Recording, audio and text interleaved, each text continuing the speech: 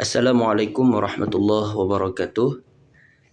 Alhamdulillahirabbil alamin. Allahumma shalli ala sayyidina Muhammad wa ala ali sayyidina Muhammad. Dosen pengampu mata kuliah perencanaan dan strategi pembelajaran Bapak Muhammad Saleh MPD yang saya hormati. Saya Salihan dengan NIM 2201000073 PAI 5B akan menjelaskan tentang problem based learning atau PBL untuk memenuhi tugas UTS mata kuliah perencanaan dan strategi pembelajaran. Baik, sebelum saya menjelaskan lebih lanjut, sedikit saya ingin memberitahu apa itu problem based learning. Problem based learning atau PBL adalah metode pembelajaran yang berfokus pada penyelesaian masalah yang nyata sebagai cara untuk memotivasi dan mengembangkan kemampuan berpikir kritis serta keterampilan pemecahan masalah siswa. Adapun ciri-ciri dari problem based learning ini, yang pertama, masalah sebagai pusat pembelajaran. Yang kedua, pembelajaran mandiri dan kolaboratif. Yang ketiga, proses penyelesaian masalah. Yang keempat, pengembangan keterampilan kritis dan refleksi. Dan yang kelima, evaluasi yang berkelanjutan. Kemudian tujuan daripada PBL ini adalah untuk membantu siswa mengembangkan keterampilan berpikir kritis, kreativitas, pemecahan masalah, dan kemampuan bekerja dalam tim atau kelompok. Adapun beberapa manfaat utama daripada memahami dan menerapkan PBL dalam proses pembelajaran di kelas. Yang pertama, meningkatkan keterampilan pemecahan masalah. Yang kedua, meningkatkan keterampilan kolaborasi. Yang ketiga, mengembangkan keterampilan kritis dan analitis. Kemudian yang keempat, pembelajaran yang lebih bermakna dan mendalam. Yang kelima, meningkatkan kemandirian siswa. Yang keenam, mengaktifkan pembelajaran. Dan yang terakhir, meningkatkan kepuasan dan motivasi siswa. Baik, saya akan menjelaskan lebih dalam apa itu PBL, apa itu model pembelajaran problem based learning. Problem based learning atau PBL adalah sebuah pendekatan pembelajaran yang berfokus pada penyelesaian masalah nyata sebagai cara utama untuk memotivasi siswa dalam proses belajar. Dalam model pembelajaran ini, siswa dihadapkan pada suatu masalah yang kompleks dan kontekstual yang memicu mereka untuk melakukan penyelidikan, mengumpulkan informasi, serta bekerja sama secara kolaborasi dalam mencari solusi atas masalah yang dihadapi atau atas masalah yang diberikan oleh guru atau masalah tersebut. Beberapa elemen kunci daripada model pembelajaran PBL meliputi diantaranya yang pertama, masalah sebagai titik awal. Yang kedua, penyelidikan dan riset. Yang ketiga, kolaborasi dan diskusi. Yang keempat, pembelajaran mandiri. Yang kelima, pemecahan masalah secara holistik. Dan yang keenam adalah refleksi dan evaluasi. Adapun model pembelajaran problem based learning itu berlandaskan beberapa prinsip dasar dan teori pendidikan yang mendasari pendekatan ini. Yang pertama, teori James Flex. Beliau berpendapat bahwa anak-anak membangun pengetahuan melalui interaksi mereka dengan dunia sekitar, melalui proses asimilasi dan akomodasi. Ini sangat cocok dihadapkan dengan PBL ini. Kemudian yang kedua, teori Lev Vygotsky. Beliau menekankan pentingnya interaksi sosial dalam pembelajaran. Karena PBL ini menggunakan sistem kelompok, maka di sini sangat cocok ya, sesuai dengan teorinya. Yang ketiga, teori David Kolb, model pembelajaran eksperimental.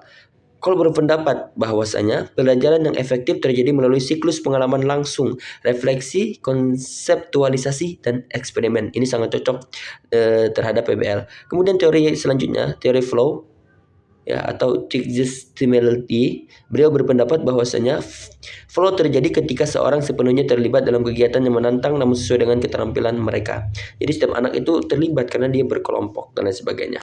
Adapun langkah-langkah penerapan metode pembelajaran PBL ini dalam proses pembelajaran, yang pertama, pengenalan masalah. Jadi seorang guru memperkenalkan masalah nyata yang relevan terhadap siswanya. Kemudian yang kedua, pengumpulan informasi, yaitu siswa mengumpulkan data dan informasi yang diperlukan, baik dari buku dan lain sebagainya. Kemudian yang ketiga, analisis masalah. Siswa menganalisis masalah untuk memahami komponen-komponennya. Yang keempat, pengajuan hipotesis dan solusi. Siswa mengembangkan ide-ide untuk menyelesaikan suatu masalah. Yang kelima, penyusunan dan implementasi solusi. Jadi siswa itu mengembangkan dan mengimplementasikan solusi yang mereka dapatkan. Kemudian yang keenam, presentasi dan diskusi. Setiap kelompok mempresentasikan dan mendiskusikan solusi yang mereka dapatkan. Yang 7, refleksi, yaitu siswa merenungkan pembelajaran dan proses yang telah dijalani, apakah itu sudah berjalan dengan baik atau tidak. Kemudian selanjutnya yang terakhir yaitu evaluasi, yaitu seorang guru menilai hasil dan proses pembelajaran untuk perbaikan. Jadi seorang guru itu menilai atau mengevaluasi daripada pembelajaran yang telah dilakukan. Adapun kelebihan daripada model pembelajaran PBL diantaranya yang pertama, meningkatkan keterampilan pemecahan masalah. Yang kedua, mendorong pembelajaran aktif. Yang ketiga, meningkatkan keterampilan kolaboratif. Yang keempat, pengembangan keterampilan berpikir kritis dan kreatif. Yang kelima, pembelajaran yang relevan dan kontekstual. Yang keenam, meningkatkan kemandirian dan tanggung jawab. Yang ketujuh, meningkatkan kemampuan berkomunikasi. Yang kedelapan, meningkatkan retensi dan pemahaman konsep. Yang kesembilan, mendorong belajar sepanjang hayat. Yang kesepuluh, fleksibilitas dalam pembelajaran. Yang kesebelas, meningkatkan keterampilan manajerial dan pengorganisasian. Yang kedua belas, evaluasi yang menyeluruh. Dan yang terakhir, mengurangi ketergantungan pada pengajaran tradisional. Kemudian adapun kekurangan daripada pembelajaran PBL atau problem based learning ini, yang pertama, waktu yang dibutuhkan itu lebih lama daripada model pembelajaran yang lainnya. Yang kedua, kesulitan dalam menentukan masalah yang tepat. Yang ketiga, memerlukan keterampilan kolaborasi yang tinggi. Yang keempat, tantangan untuk guru. Yang kelima, kesulitan di dalam melakukan penilaian karena dia berkelompok. Yang keenam, keterbatasan sumber daya. Yang ketujuh, tantangan untuk siswa yang kurang mandiri. Yang kedelapan, kesulitan dalam mengelola dinamika kelompok. Yang kesembilan, resistensi terhadap perubahan. Yang kesepuluh, tidak semua mata pelajaran cocok untuk problem based learning ini. Dan yang terakhir, beban tugas untuk siswa dan seorang guru. Baik, adapun contoh penerapan model pembelajaran problem based learning di kelas, ini saya mengambil dari mata pelajaran fikih. Temanya itu tentang bersuci atau taharah. Ya, jadi langkah yang pertama yang harus dilakukan oleh seorang guru ialah pengenalan masalah atau problem introduction. Jadi guru mengawali dengan menampilkan situasi mengundang rasa ingin tahu siswa. Misalnya guru bisa bertanya kepada siswa, ya, bagaimana jika kita tidak sengaja menggunakan air yang sudah terkena najis untuk berwudu? Apa yang harus kita lakukan? Ya, kita bertanya kepada siswa. Guru juga bisa memberikan masalah yang relevan untuk dipecahkan. Contoh misalkan guru bercerita ada seorang teman yang merasa bingung. Dia ingin berwudu tetapi tidak tahu apakah tempat wudunya sudah bersih atau tidak. Nah, kemudian guru setelah menceritakan itu memberikan pertanyaan. Bagaimana cara yang benar untuk memastikan tempat dan tubuh kita bersih sebelum berwudu? Itu yang pertama. Yang kedua, pembagian kelompok atau disebut dengan group formation. Jadi siswa itu bisa dibagi menjadi beberapa kelompok. Satu kelompok itu bisa terbagi menjadi 4 anak atau 5 anak atau bisa 6 anak. Itu tergantung gurunya mengatur bagaimana. Setiap kelompok diberi tugas untuk meneliti dan menganalisis hukum terkait dengan bersuci atau taharah yang mencakup misalkan wudu, cara dan syarat sah wudu. Bisa juga mandi dan kapan diwajibkannya mandi, cara membersihkan najis dan tempat najis, kemudian hal yang membatalkan wudhu dan cara mengatasinya, dan lain sebagainya. Kemudian siswa tadi diberikan waktu oleh gurunya. Yang ketiga yang harus dilakukan oleh seorang guru dalam pembelajaran based learning ini ialah problem based learning ini ialah pengumpulan dan analisis informasi, information gathering and analysis. Jadi kelompok-kelompok tersebut melakukan penelitian dengan mengumpulkan informasi tentang hukum bersuci yang relevan yang telah disampaikan oleh gurunya tadi. Ya, bisa jadi dengan apa yang dimaksud dengan taharah, apa itu syarat sah wudu, apa yang membatalkan wudu dan lain sebagainya. Kemudian yang keempat, penyusunan solusi dan penanganan masalah, solution development. Ya, jadi setiap kelompok itu menyusun rencana atau solusi yang mereka anggap tepat untuk masalah yang diberikan oleh guru. Tadi kan guru sudah memberikan masalah. Jadi sekarang anak-anak memberikan solusi daripada masalah tersebut. Contoh solusi menyediakan langkah-langkah yang jelas mengenai cara memastikan tempat dan tubuh kita sudah bersih sebelum berwudu, seperti cara memeriksa kebersihan air wudu, cara menghilangkan najis, dan lain sebagainya. Kemudian juga kelompok itu bisa membuat contoh praktis tentang bagaimana cara wudu yang benar dan cara menghindari hal-hal yang membatalkan wudu. Yang kelima yang harus dilakukan oleh seorang guru ialah presentasi hasil dan diskusi. Presentation and discussion. Nah, ini yang melakukan adalah per kelompok ya, atau anak-anak atau siswa.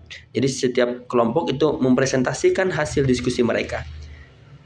Ya. Nanti akan ada diskusi, yaitu bisa jadi tanya jawab antar kelompok dan lain sebagainya. Yang keenam ialah refleksi dan penilaian, reflection and evaluation. Jadi setelah selesai presentasi, siswa diminta untuk merefleksikan apa yang telah mereka pelajari tentang taharah dan hukum bersuci. Ya, apa yang suka mereka ketahui tentang wudhu, apa yang sudah mereka ketahui tentang mandi wajib, dan membersihkan najis sebelum kegiatan mandi dan lain sebagainya. Ya, dan apa yang bisa membuat mereka tertarik atau kesulitan dalam penelitian. Nah, setelah itu guru memberikan penilaian terhadap siswa ketika siswa itu menyampaikan pendapat, menyampaikan presentasinya, guru memberikan penilaian ya bagaimana pemahaman siswa tentang hukum taharah. Kemudian juga guru bisa memberikan penilaian kemampuan berkolaborasi dalam kelompok, keaktifan siswa di dalam kelompok, atau juga guru bisa menilai kualitas presentasi yang telah disampaikan oleh masing-masing kelompok. Nah, yang terakhir ialah simulasi praktik atau practical simulation.